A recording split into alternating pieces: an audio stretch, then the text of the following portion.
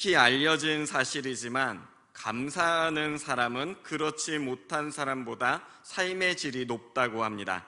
육체의 건강은 물론이거니와 행복을 느끼는 부분에서도 감사하는 사람이 훨씬 좋은 삶을 영위합니다. 그래서 의사들마저도 보다 행복한 삶을 원한다면 범사에 감사하는 태도를 가지라 권합니다. 그러나 가만히 사람들의 마음이나 태도를 보면 자연스럽게 감사하는 모습을 찾아보기는 어렵습니다. 특별히 자녀를 낳아보면 애지중지 길러놓아도 어디 부모님께 은혜에 감사하기는커녕 더 나은 환경에 누군가와 비교하는 모습을 보지 않습니까? 인간이라는 존재 자체가 태어나면서부터 감사보다는 불평의 표현이 더 가까움을 부정할 길이 없습니다. 성경 말씀을 보면요, 말세에 가까워질수록 사람들의 마음속에서 감사의 모습은 사라지고 악함에 사로잡혀가는 모습이 나타날 것이라 말합니다. 특별히 디모데후서 3장 이하에 기록된 모습 다음과 같은데요, 3장 1절에서 4절 말씀 합독하시겠습니다. 너는 이것을 알라. 말세에 고통하는 때가 이르러 사람들이 자기를 사랑하며 돈을 사랑하며 자랑하며 교만하며 비방하며 부모를 거역하며 감사하지 아니하며 거룩하지 아니하며 무정하며 원통함을 풀지 아니하며 모함하며 절제하지 못하며 사나우며 선한 것을 좋아하지 아니하며 배신하며 조급하며 자만하며 쾌락을 사랑하기를 하나님 사랑하는 것보다 더하며. 저는 근래 우리 사회의 모습이 점점 이에 가까워지고 있다고 생각합니다. 사회뿐 아니라 교회에서도 과거보다는 감사의 표현이 적어지고 돈 문제, 교만, 비방의 문제, 악과 분쟁의 모습으로 갈등하는 모습을 봅니다. 어린 시절 교회 안에서 기도 시간에 귀를 기울이면 어르신들 기도 소리 중에 가장 많이 흘러나왔던 소리는 주님 감사합니다 였습니다. 그로부터 약 40년의 시간이 흘렀습니다. 절대적인 삶의 질은 당시와 비교할 수 없을 정도로 좋아졌습니다.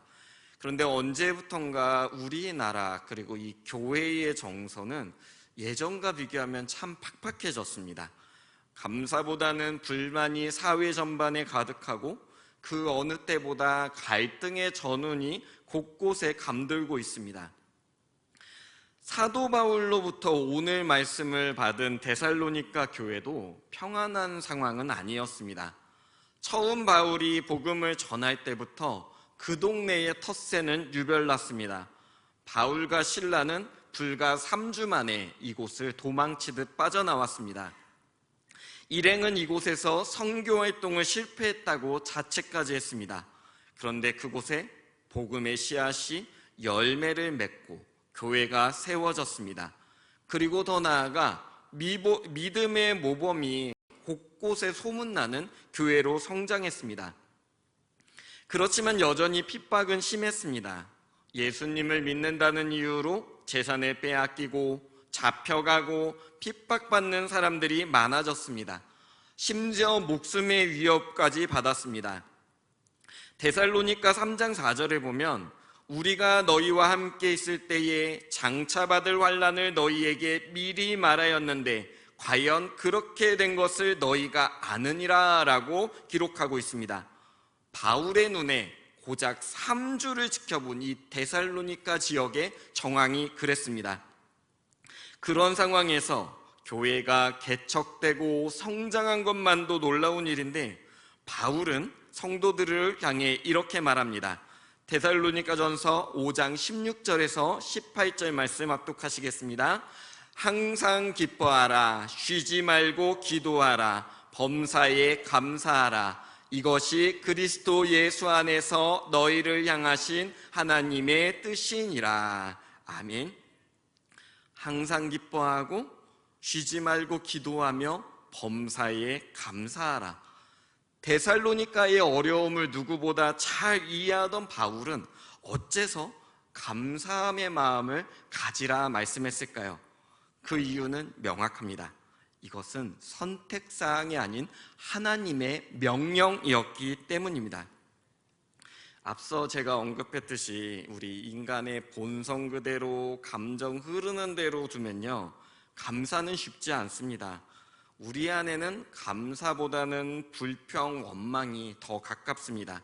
잘 되는 일은 당연하게 여겨지는 반면 상황이 조금만 어그러져도 우리 안에 있는 불만이 금방 터져나오지 않습니까? 하나님과의 관계가 무너지면서 우리 안에 죄가 자리 잡았기 때문입니다. 특별히 현대 사회는 그런 사람들의 심리를 더욱 권장합니다. 모든 서비스는 빨라지고 많은 것을 당연한 권리로 누리는 시대가 되었습니다. 그러다 보니까 감사할 필요가 점점 없어집니다. 보다 편리하고 보다 유익한 것을 찾아다니고 또한 그것을 누리는 것을 자랑으로 여깁니다. 그러나 우리 성도는 어떤 사람입니까? 세상의 흐름이라 하더라도 하나님의 뜻이라면 그 흐름을 거슬러 올라가는 사람들이지 않습니까? 성도가 세상 사람들과 가장 두드러지게 다른 부분이 있다면 그것은 기뻐하고 기도하고 감사하는 믿음일 줄 믿으시길 소망합니다. 특별히 감사의 의미는 이런 의미를 담고 있습니다. 내가 생각하는 모든 일에 감사하라. 좋을 때도 감사하고 안 좋을 때도 감사하고 억울할 때도 감사하고 슬플 때도 감사하라. 범사에 감사한다는 것은 그런 의미입니다. 때와 상황에 상관없이 하나님께 감사의 마음을 품고 사는 것, 그것이 바로 우리에게 향하신 하나님의 뜻임을 믿으시길 소망합니다. 그렇다면 언제 감사가 잘 나올까요? 제 생각에는 기대했던 것보다 좋은 결과가 나올 때일 것입니다. 건강검진을 앞뒀는데 뭔가 몸에 좀 여러 가지 상황을 보건대 이거 내가 병이 걸린 게 틀림없다, 큰일 났다 했는데 결과를 받았더니 건강하십니다, 괜찮으십니다 라는 진단을 받으면요, 정말 나도 모르게 감사합니다 이런 말 나오지 않겠습니까? 자녀가요, 어렸을 때 학업이 우수하더니 사회에 나가서 하는 일마다 잘 풀린다는 얘기를 듣습니다. 감사합니다. 사업이 번창합니다. 눈에 보이는 수확들이 있습니다. 이럴 때 우리는요, 정말 쉽게 기쁨으로 감사합니다 라고 표현할 수 있습니다. 근데 반대로 우리의 삶에 어려운 일, 나쁜 일들이 찾아왔을 때 감사하는 것은 쉽지 않습니다. 어떻게 아픈데 감사합니까? 어떻게 실직하고 감사합니까? 어떻게 억울한 일을 당하고 감사합니까? 그런데 성경은 우리에게 이렇게 말합니다. 범사에 감사하라. 근데 여기서 범사에라는 단어가요, 원어로는 엠판키라는 단어인데 이 뜻이 직역하면은 어려운 일을 당하든 어떤 일을 당하든 이란 뜻입니다. 그러니까 바울이 이 말을 전할 때는요, 그냥 의도가 분명한 겁니다. 너희가 고난을 당하고 있음을 잘 안다. 그럼에도 너희는 하나님께 감사해야 한다. 그 감사로 말미암아 하나님이 너희를 쓰길 원하시고 그것이 너희에게 주신 하나님의 뜻이다 라는 것이 이 말씀의 가장 분명한 그 뜻입니다. 좋은 일뿐만 아니라 사소한 일, 더 나아가 우리 인생에서 나타나는 모든 흥망성쇠의 상황 속에서도 하나님께 감사하는 것이 마땅하다. 네가 당하는 고난, 그러나 감사해야 된다라는 것이 이 말씀의 본연의 의미입니다. 하나님께서는 감사를 잃어버린 세상 속에서 교회를 향해 그리고 성도를 향해 범사에 감사하라 명령하셨습니다. 그런데 왜 이런 명령을 하셨을까요? 이 감사야말로 우리의 영과 육이 건강하게 세워지는 필수 요소이기 때문입니다. 감사한 마음이 있어야 하나님의 말씀 앞에 우리의 뜻이 설 수 있고 또 그 뜻에 순종할 수 있습니다. 그래서 감사는 우리의 영혼을 살리기 위해 말씀의 양분을 공급받기 위해 필수적인 요소입니다.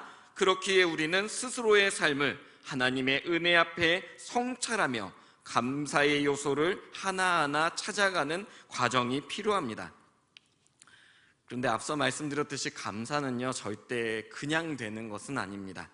감사는 우리 마음의 훈련입니다. 특별히 감사의 마음을 갖기 위해서는 먼저 하나님께서 우리에게 베푸신 은혜에 대해서 이해할 수 있어야 합니다. 특별히 우리 성도님들, 하나님께로부터 두 가지 은총, 그러니까 오직 하나님께로만 내려오는 은혜를 우리가 은총이라 하는데, 두 가지 큰 은총이 있음을 우리는 믿음으로 고백하는 이들입니다. 그 두 가지가 무엇인가 하니, 첫 번째는 창조의 은총이요, 두 번째는 구원의 은총입니다. 우리가 누리고 있는 것들은요, 모두 다 하나님께 빚지고 있는 것이라는 사실 믿으십니까? 그 무엇도 하나님께로부터 나오지 않은 것이 없습니다. 숨쉬는 공기부터 우리가 마시는 물, 당연시 여기는 내 몸의 감각들, 먹고 마시는 일용할 양식까지 모든 것은 다 하나님께로부터 온 것입니다. 그런데 하나님께서 날마다 풍성하게 채워주시다 보니까 이런 소중한 것들을 당연하게 여깁니다. 원래 내 것인 줄 알고 살다 보니 감사가 따르지 않는 것입니다. 과학기술이 발전해서 우리가 잘나서 풍성한 삶을 누리고 그에 대한 보다 적극적인 것들을 누림이 마땅하다고 생각합니다. 그렇게 안목의 정욕, 육신의 정욕, 이생의 자랑을 따르다 보니 삶에서 감사는 더더욱 멀어집니다. 우리 마음에서 창조주 하나님을 향한 존경과 사랑의 마음을 빼앗아가는 것입니다. 그러나 하나님께서 우리를 돌보아 주시지 않으면 우리는 한순간도 살아갈 수 없는 존재입니다. 지구가 이 태양을 돌고 이별의 물과 산소, 중력에 이르기까지 이 모든 것은 매 순간 하나님께서 허락하시기 때문에 존재합니다. 그래서 초대교회의 성자 어거스틴 목사님이 말씀하길, 우리 머리에서 발끝까지 하나님이 주시지 않은 것은 하나도 없다 하였습니다. 그렇습니다. 우리의 존재뿐 아니라 우리에게 주어진 이 세계 자체가 하나님으로 말미암은 사실을 믿으시길 소망합니다. 그렇다면 구원의 은혜는 어떻습니까? 이 은혜는 더더욱 우리에게 적극적으로 감사에 동참할 수 있도록 이끌어주고 힘을 불어넣어줍니다. 데살로니가전서 1장 9절에서 10절 말씀 합독하시겠습니다. 그들이 우리에 대하여 스스로 말하기를 우리가 어떻게 너희 가운데에 들어갔는지와 너희가 어떻게 우상을 버리고 하나님께로 돌아와서 살아계시고 참되신 하나님을 섬기는지와 또 죽은 자들 가운데서 다시 살리신 그의 아들이 하늘로부터 강림하실 것을 너희가 어떻게 기다리는지를 말하니 이는 장래의 노하심에서 우리를 건지시는 예수시니라. 아멘. 데살로니가 교회, 그러니까 먼저 이 데살로니가에서 구원받은 사람들은 우상들을 버리고 예수님을 자신의 구세주로, 주님으로 영접했습니다. 살아계신 하나님 앞에 나아감으로 인해 그들은 구원의 자리를 누리게 되었습니다. 그들이 범사에 감사할 수 있었던 근거는 바로 이 구원의 은혜로 말미암은 것이었습니다.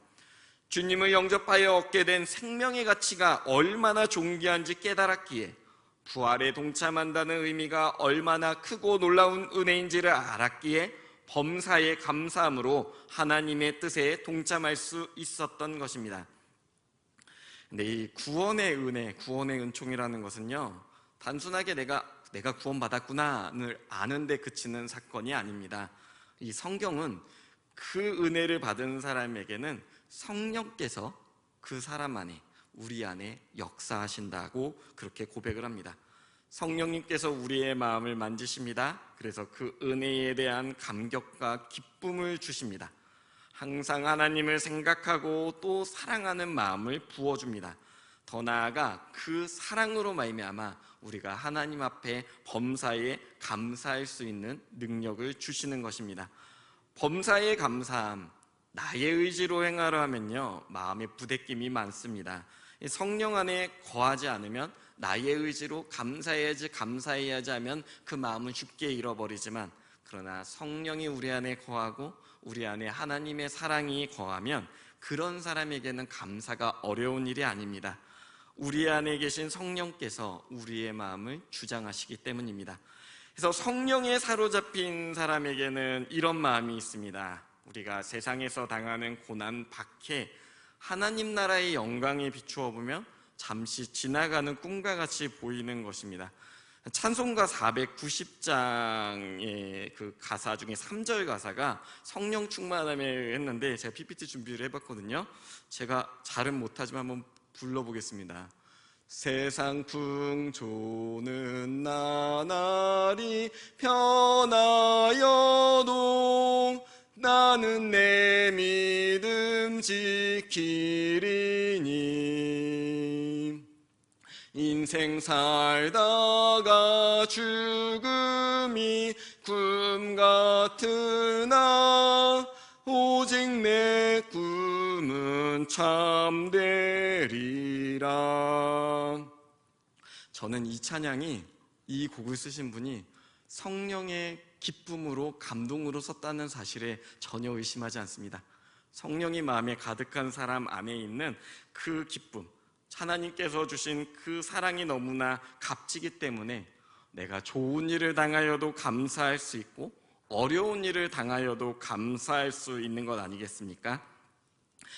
제 스스로를 돌아보는데요, 스스로의 지식이나 살아온 길을 보건대 저는 별로 자랑할 게 없습니다. 신령한 능력도 없고, 목회를 했다 이는 연수도 너무 짧고, 어려서 공부를 잘한 것도 아니고, 정말 돌아보니까 딱히 대단한 건 하나도 없습니다.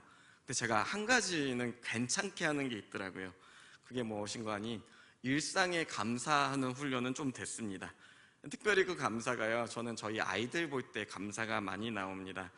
보잘것없는 나 같은 사람에게 하나님이 허락하신 자녀, 제 눈이 좀 이상할지 모르겠는데 제 얼굴을 보건대 제 얼굴로 나올 수 없는 자녀들이 나왔어요. 그래서 그게 일단 너무 감사하고, 그 다음에 이 자녀들이 나를 필요로 하는 데 감사. 내가 이 아이들로 인해서 자녀들을 돌보고 그 돌봄을 아이들이 필요할 때 귀찮다는 마음이 들 때도 있지만 더 많은 게 내가 필요한 사람이구나 라는 마음의 감격이 옵니다.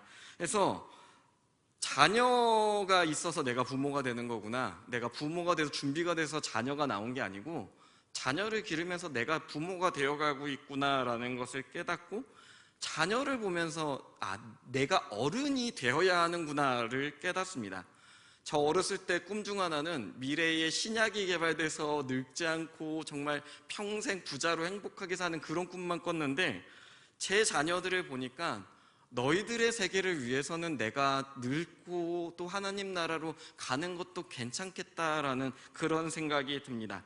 늦은 밤에 아기들이 아빠라고 이 어깨 죽지에 머리를 파고들고 딱 했다가 몇 초 안 돼서 코 고는 소리가 들릴 때 저는 굉장히 놀랍습니다.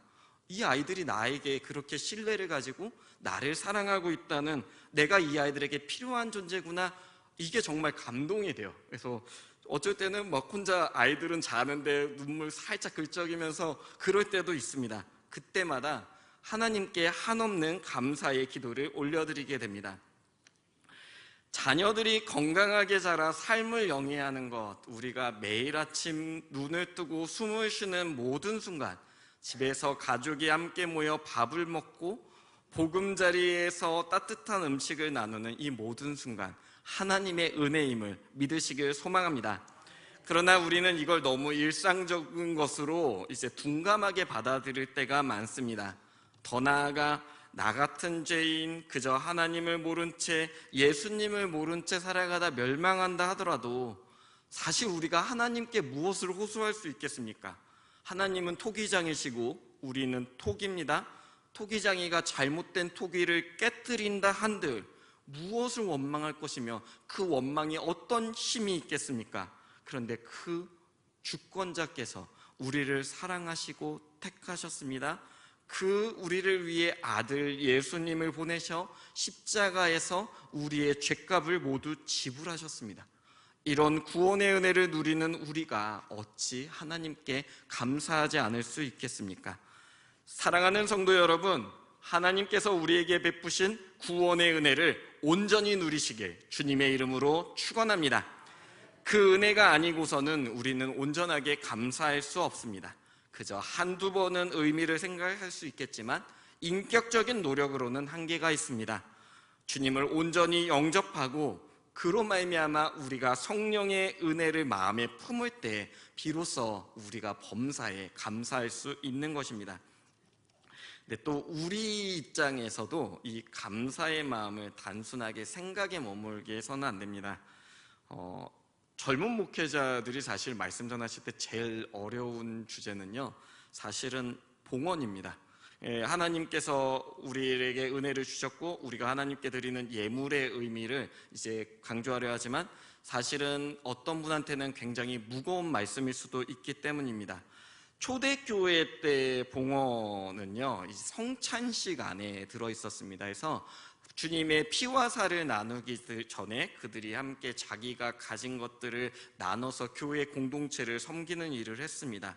그리스도의 피와 살을 나누는 것이 곧 우리를 구원하신 예수님의 은혜를 기억하는 일이라 믿었기 때문입니다. 마찬가지로 오늘날 봉헌은요, 주님께서 베푸신 구원의 은혜에 대한 마음의 반응입니다. 재물이 있는 곳에 우리의 마음이 있듯이 감사가 있는 곳에 그에 대한 성의를 함께하던 성도들이 있었습니다. 네, 여러분, 하나님께서 많은 액수를 봉헌하신다고 특별히 기뻐하실까라는 질문을 한다면 그 부분은 저는 잘 모르겠습니다.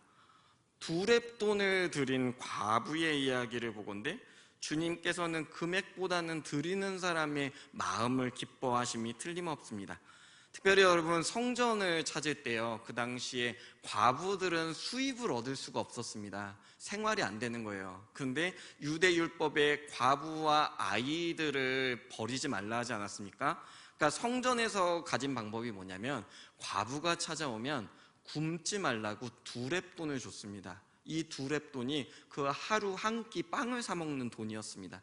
그런데 이 여인이요, 마음에 하나님을 사랑하는 마음이 있는 거예요. 감사의 마음이 있다 보니까 그 두 렙돈, 오늘 한 끼를 먹어야 될 이 돈을 교회의 성전에 봉헌을 한 겁니다. 예수님이 그 사실을 아셨습니다. 그렇기 때문에 이 여인이 하루 허기짐으로 받는 고통보다 하나님께서 베푸신 은혜에 감사하는 그 모습을 보셨기 때문에 주님께서는 이 여인이 여기서 있는 그 누구보다도 많은 헌금을 했다는 말씀을 했습니다. 헌금 생활을 하는 저와 성도님들 마음에 그런 감사가 먼저 있었으면 좋겠습니다. 11조, 월정헌금, 감사, 건축, 다양한 헌금으로 섬기는 모습 너무나 귀하고 훌륭합니다. 그러나 봉헌에 앞서서 하나님께서 베푸신 은혜에 감사하는 시간을 꼭 가지셨으면 좋겠습니다. 우리에게 있는 재물, 지금 다 내 것 같고 또 이게 나의 존재를 귀하게 만드는 것 같지만 사실 이건 우리 것이 아닙니다. 하나님의 것입니다. 그래서 교회에 봉헌한다는 것은 주님의 몸된 교회의 성도들이 함께 나눔을 유지하고 더 보다 발전적인 귀한 일에 동참하기 위해 봉헌을 하는 것 아니겠습니까? 그리고 무엇보다 여러분, 하나님 앞에 혹시라도 마음에 서원하고 고백한 것이 있다, 서원의 때가 다가오고 보니까 이거 굳이 지켜야 하나 갈등이 있으시다면요, 반드시 지키시길 주님의 이름으로 축원합니다. 하나님은 우리의 약속을 가볍게 여기지 않습니다. 약속을 가볍게 여긴다는 건 무슨 뜻일까요? 신뢰하지 않는다는 뜻이죠. 귀하게 여기지 않는다는 뜻입니다. 그러나 여러분, 사랑하는 사람일수록, 신뢰하는 사람일수록 그 약속의 무게가 가볍지 않음을 아시지 않습니까? 우리가 하나님의 귀한 자녀로 많은 은혜를 가지고 사랑하는 마음이 있을수록 주님은 우리의 약속을 가벼이 여기지 않습니다. 그만큼 우리를 사랑하고 또 기대하시기 때문입니다. 또 선물을 하나님께 작정하셨다면 기쁨으로 드리시길 축원합니다. 가장 중요한 건요, 봉헌할 때는 절대 여러분 본전 생각하지 않으시길 소망합니다. 드린 예물만큼 그의 합한 법이 나에게 돌아와야 돼라고 생각하면요, 그것은 감사하는 일이 아니라 오히려 시험에 빠지는 일일 수 있습니다. 봉헌은 이미 받은 은혜에 감사하는 일이지 돈으로 하나님과 거래하는 일은 아니기 때문입니다. 어떤 분들은 하나님께 얼마를 헌금하는지 그 금액을 기억하시는 분이 있습니다. 뭐 큰 돈을 갑자기 헌금하셨다가 마음이 상해서 교회 떠나는 길에 나 그 돈 돌려받아야겠다라고 하시는 분도 있습니다. 대다수의 교회는 사실 그런 경우 돌려줍니다.